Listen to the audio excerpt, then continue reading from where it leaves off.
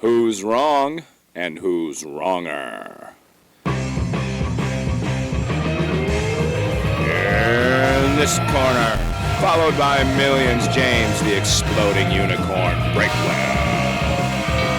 And in that corner, ignored by millions, Steve Dash Rinko Levens.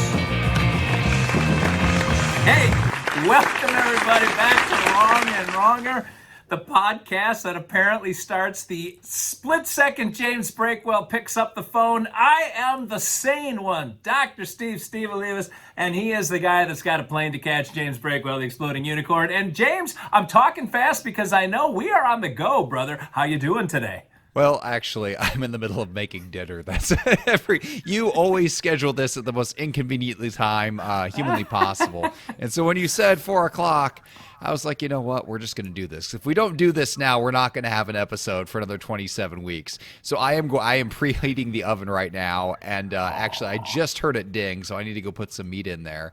But before we do, I wanted to get us started because I know you have like 95 minutes worth of disasters you need to babble through because I believe you have taken up residence at Rattlesnake Ranch. And we need to hear all about that so I can make fun of you. We moved in last Tuesday, and the place is an unmitigated disaster with boxes and everything you can imagine from moving, but we have a comfortable place to sit and watch TV, and our bed is set up. We have a comfortable place to sleep.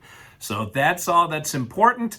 My son is home for as James obviously didn't like where his oven was placed in the kitchen, so he's doing a little renovation himself on that end. But our son is back for 2 weeks for Christmas vacation and living in the small cabin, which has been coming together nicely until the septic tank backed up yesterday. And when I say keep your shoes on, I mean you got to keep your shoes on in the small cabin. And the smell, James, nobody in my immediate circle has pooped in the small cabin because that toilet's always been a little bit wonky. And yet a prodigious amount of poop was unearthed when the septic tank backed up. I don't know whose poop it is. I will say that nobody's lived in that place for 3 years, and unless there was a homeless encampment where some like junkie was pooping in it, this is 3-year-old poop sludge that got washed backwards at Rattlesnake Ranch. It's always fun. So, 2 things. First of all, only you heard the clattering in the kitchen because my headphones came with me. The actual microphone for the podcast stayed here, so the audience was oblivious. But you have the same complaints that my wife has. Like, she will call me on her way home from work when I'm making dinner, and if I so much touch a spoon to a bowl, it is like an ear-shattering racket that she just can't deal with. So apparently these headphones pick up all the wrong sounds. So I'm glad I could share that pain with your ears. Second of all, so it described to me the placement of the poop currently. Is it just soaking in the grass like in a moat around the small cabin, or is it inside the small cabin on the floor? It is inside the small cabin, so it came backwards through the plumbing. Was your son in there when this happened? No, we were in Mississippi at my father-in-law's house because Mrs. Steve decided our cabin was unsuitable for company.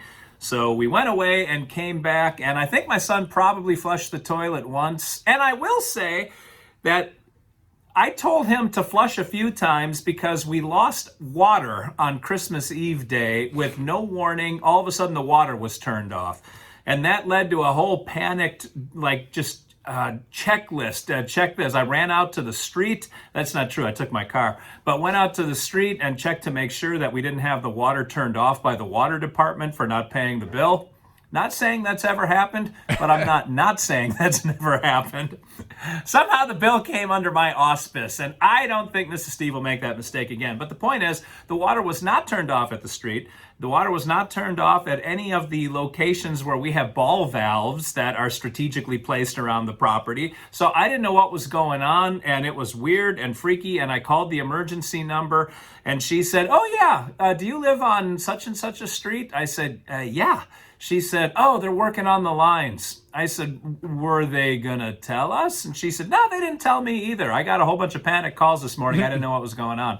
I said, "Oh, all right, well, thank God we live in a small town." So the point of this is, I wonder if he flushed a few times and that created some kind of pressure that the septic tank rebelled against. But I will say that particular cabin's plumbing has never been quite plumb, if you know what I'm saying. I do like that the toilet had a shelf life of like 3 flushes, and if he hit that mark, he was done. So clearly, Yeah, you won the jackpot. He got too greedy there. Yeah, he got it all back. I will commend you though. I'd like to give you a compliment. So brace yourself. Oh. I would like to compliment you for having water to lose, because the last time I heard from you 96 weeks ago, you had lost water, possibly at a ball joint. And you never thought ball valve. You weren't sure if you were ever going to get it back. So you got it back and then lost it again. But take me back a step. How did you get back water in the first place?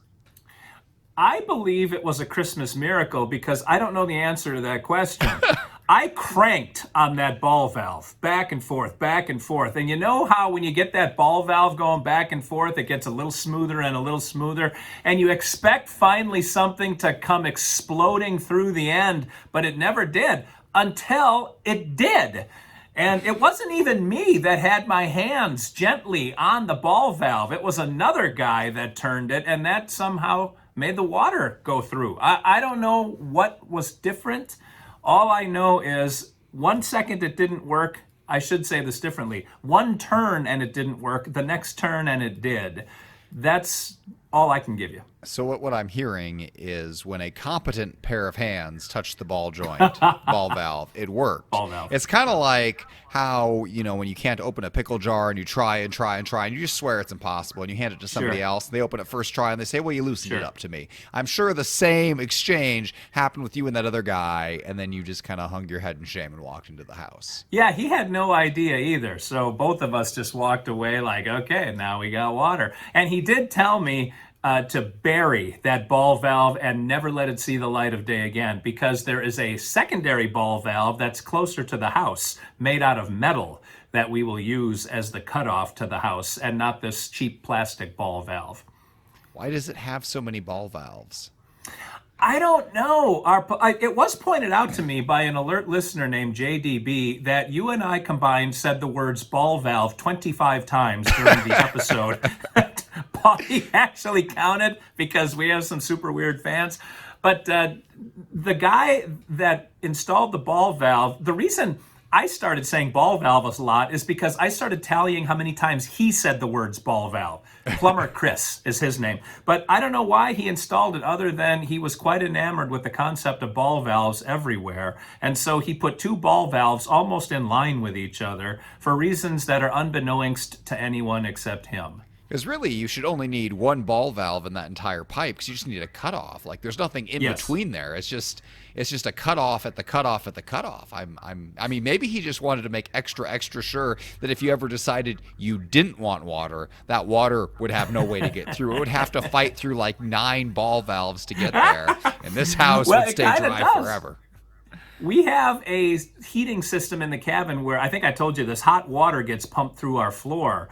The hot water system has 9 ball valves, and then there is almost a Rube Goldberg system with another 5 or 6 ball valves that make sure water and air doesn't back up through certain ball valves, and that the water goes through filters, which are also ball valved. So I would say, without exaggerating, we have at least from the street to the small cabin where the water ends, basically, there are no fewer than 15 to 20 ball valves. I think my favorite part about the word ball valve is there is really no synonym. You just have to say ball valve. A ball valve is a ball valve is a ball valve. And we will address it as such by its proper name every single time on this podcast. Hey, I will tell you a story about a true miracle, though, James. Do you want to hear how Mrs. Steve and I actually got a win somewhere along the way? I think we've exhausted our good favor with God, but we did get one win that saved us because of an event that was not just improbable, but impossible, but it happened. Okay, just to be clear, you're asking me if I want to hear this story, right? Yes. Okay, does the story involve ball valves? No, this is electricity, not plumbing. You know what? Go ahead. I'm not excited about it, but go ahead and tell the story. I mean, all right. So my father-in-law came over for a week. He was supposed to be there for 3 days to try to wire the small cabin, but it ended up taking a week because it was one disaster after another. Finally, he arrived at the conclusion that we only have half power going into the small cabin because there are supposed to be 2 number 1 wires. Now, that number is irrelevant other than it's the thick wire that takes like power to the house from the road. Like, it's got to be a pretty thick wire, and then it branches off into thinner wires. So there's supposed to be 2 of those, 110 each to give 220 to the house. Anyway, one of those wires was bad. Somewhere in the 300 feet between one cabin and the other, we weren't about to trench the whole thing. His conclusion was we have to go without hot water because we can't run the hot water heater and everything else on only 110. So we were about to put the wall back together when he noticed a little piece of number 1 wire sticking out from the ground, and from one of the studs in the small cabin. So my wife went out and dug a trench to find the bundle of wires coming into the cabin, and there was an extra number 1 wire in there. So my father-in-law went back to the main cabin and found a similar number 1 wire sticking out of a stud there. The Mennonites, the Mennonite Mafia, who own all of the building around where I am. Like, if you want to get something built, you got to talk to the Mennonites. But for all that I criticize the Mennonite Mafia, I love the Mennonite Mafia because, 1, they built a pretty sturdy cabin that I'm living in. And number 2, for reasons that are unbeknownst to anybody other than the godfather of the Mennonite Mafia, they buried at $4 a foot 350 feet of number 1 wire for absolutely no reason whatsoever. My father-in-law stumbled upon it, wired them both in, and now we have 220 into the small cabin. I can't believe, A, that they buried that wire for no reason, and B, that we accidentally found it. That, James, that is a Christmas miracle. I mean, that is pretty spectacular that it happened, but of course I have to assign more nefarious motives to it. Perhaps they knew that one of those number 1 wires was bad, and they thought you would come back to them to hire them to fix the situation, thus improving their profit margin. Like, boy, we sure can't fix this. It's going to cost you $10,000 in 3 weeks. And then you go away, and then like 10 minutes before you get home, they just connect those 2 wires they already buried.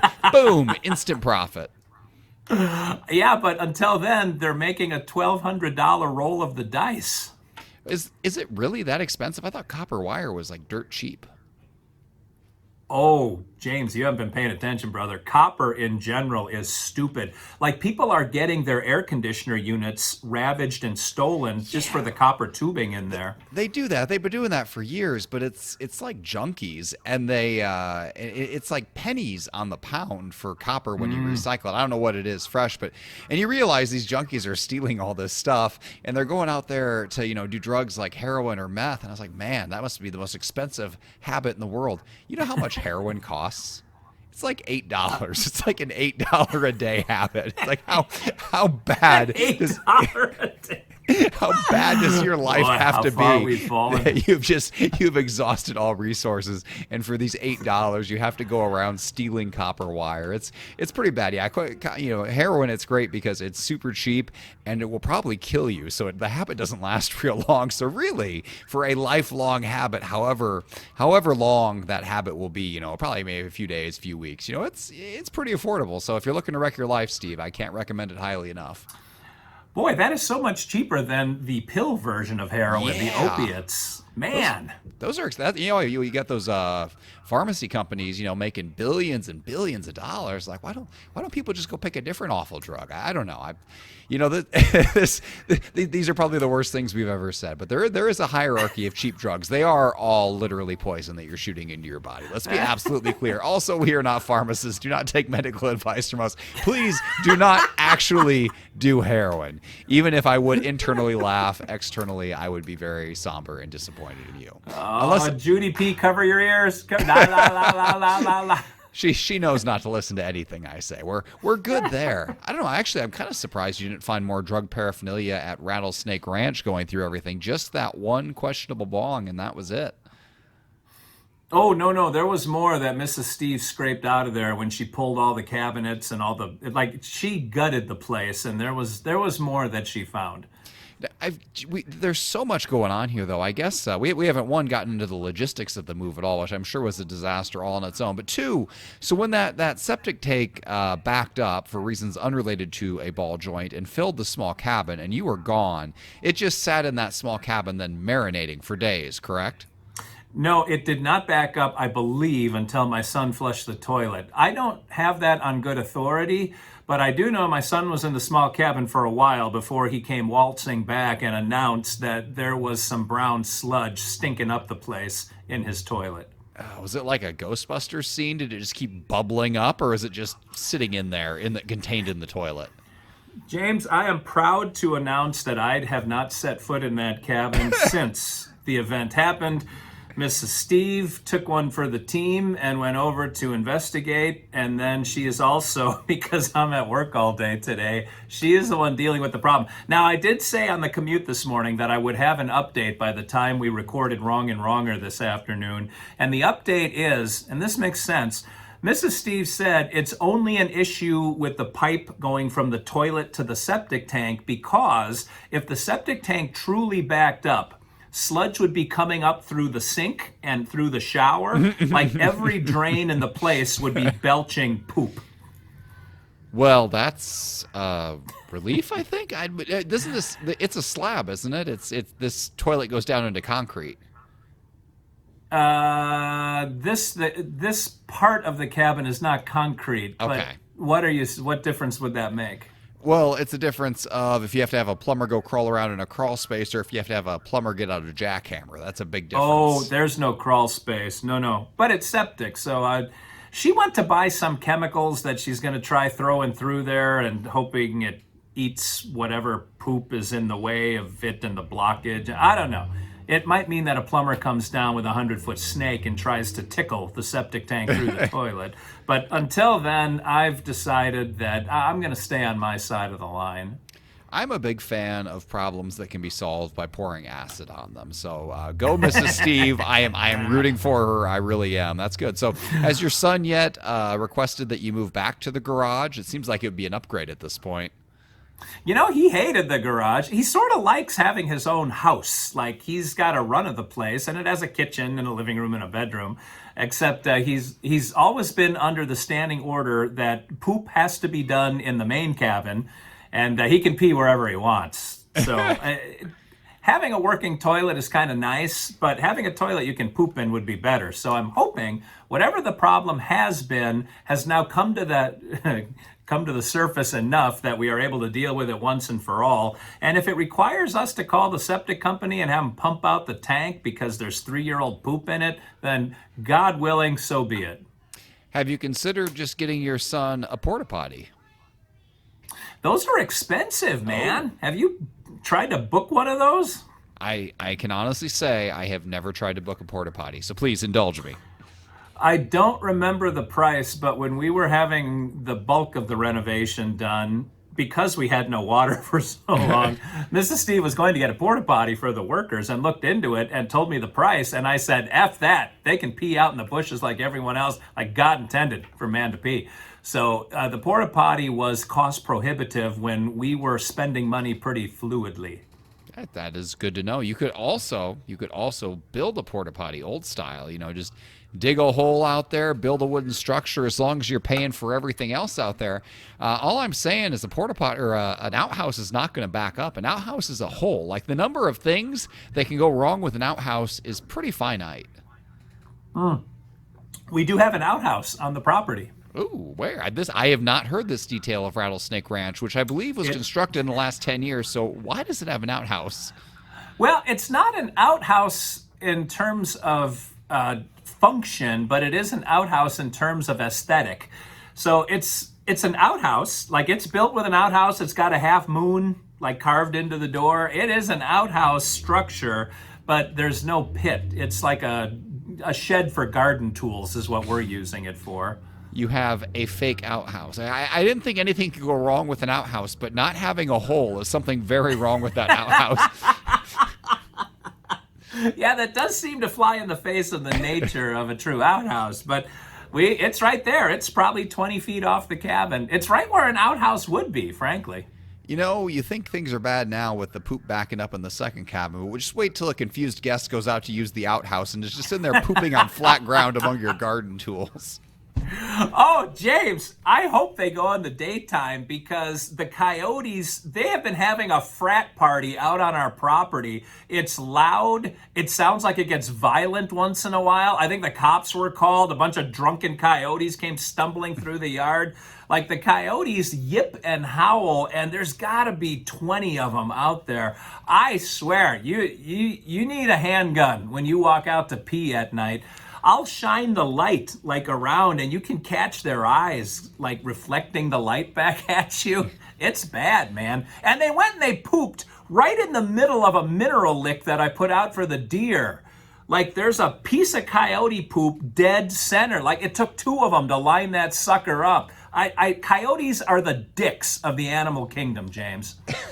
I think there's a lot of animals I would put higher on the list than coyotes. But I don't know. Do you still have your tiny bite-sized dog? Yes. Do you let him go outside to go to the bathroom, or does he use the bathroom inside like a person now? Well, for the time being, he has to go outdoors, but we take him next to the garage so that we're safe on one side.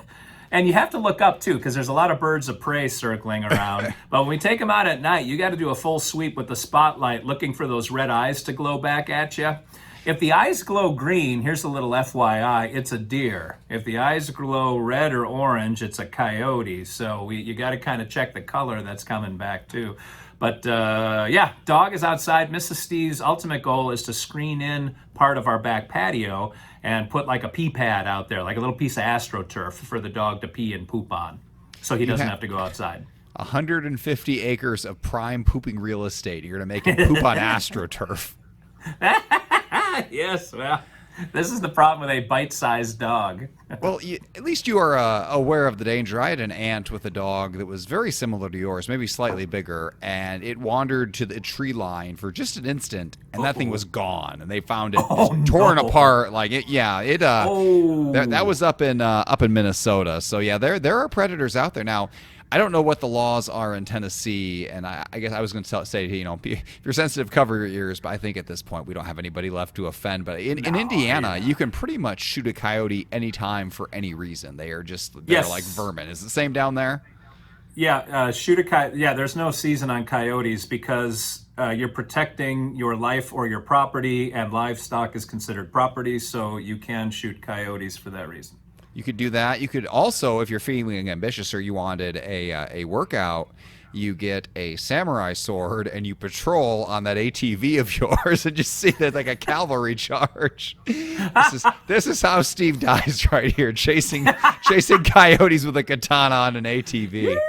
Oh, good use of the word katana, brother. Nice. Yes, that sounds like a blast. If you do that, I don't want to participate, but I want to be down there to witness it. Please give me a heads up first.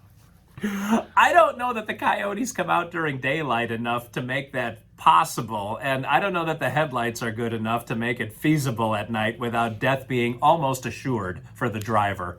Is there any way to get rid of coyotes other than shooting them? I guess I don't know that that's the only solution, but I'm in Indiana, so that's like the immediate solution for anybody. Is if there's something you don't like, you just shoot it. But I guess are there things that scare coyotes away? It's like they put up noisemakers or something, or bright lights, or are they just going to be there until they die? Well, hell, what would be easier? Just pumping a 12-gauge round into the thing, or putting up light battens and speakers? As far as I know, in all seriousness, I don't believe so. Like, coyotes are pretty resourceful. And I think I told you, we put food for the coyotes like way down the hill from where we put the deer food to try to keep the coyotes on a different part of the property. But that piece of poop in the middle of the mineral block, that was the last straw for me. Like my son's got a .22 rifle, and I think one of these days this coyote's going to meet its maker, because it's going to catch me at the wrong time when I'm in the wrong mood and have the wrong weapon in my hands, and it's going down. So wait, you are feeding the coyotes, and you wonder why you have a coyote problem. Did it occur to you that those two facts might be connected? Well, they're going to eat anyway. I'd rather have them not eat my deer. And we would like to have wild turkeys on the property in the spring when they come to feed on all the little insects. So I'm mowing like crazy to try to make room for the turkeys to come in. I don't want coyotes to be eating my turkeys. I don't think coyotes can take down a healthy deer. They only get the sick ones or the stupid ones. Now, either way, I think you can do without those. Except they hunt in packs. I think 2 or 3 of them could probably hobble a deer enough that they could jump it and take it out. Well, this is all fascinating. I could talk to you about things eating other things all day, but we should probably sign out at some point here so I can feed my children. Oh, speaking of things eating other things, this chicken McNuggets ain't gonna eat themselves.